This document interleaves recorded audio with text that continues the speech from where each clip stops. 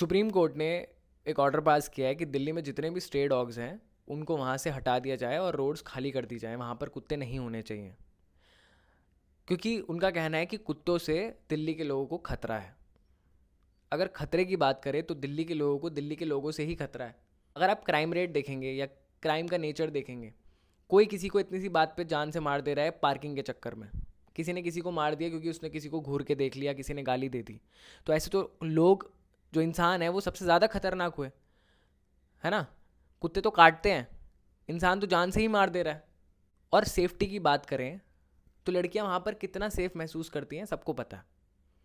वो 100 से 200 मीटर जब एक लड़की जा रही होती है ना अपने स्कूल कॉलेज या ट्यूशन, तब कुछ लड़के उसका पीछा करते हैं और उस 100 से 200 मीटर तक स्कूटी या बाइक से 50 चक्कर उसके आसपास गोल गोल काट लेते हैं।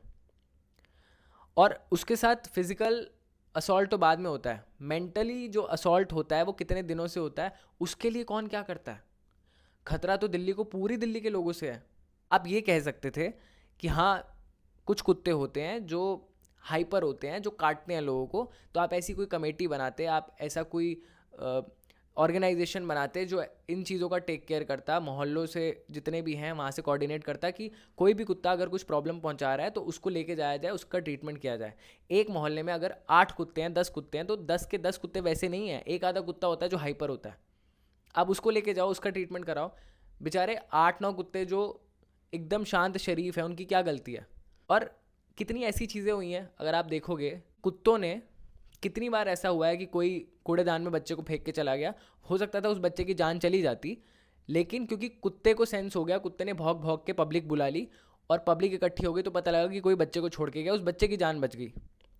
कितनी बार ऐसा हुआ है कि किसी लड़की का रेप होने वाला था लेकिन कुत्तों ने प्रोटेक्ट किया है। तो कितनी अच्छी चीज़ें भी तो हैं। तो आप कुछ कुत्तों को जो हाइपर हैं उनको ले ले जाके ट्रीटमेंट उनका करा सकते हो, लेकिन आप पूरी दिल्ली के कुत्तों को खाली कर दोगे।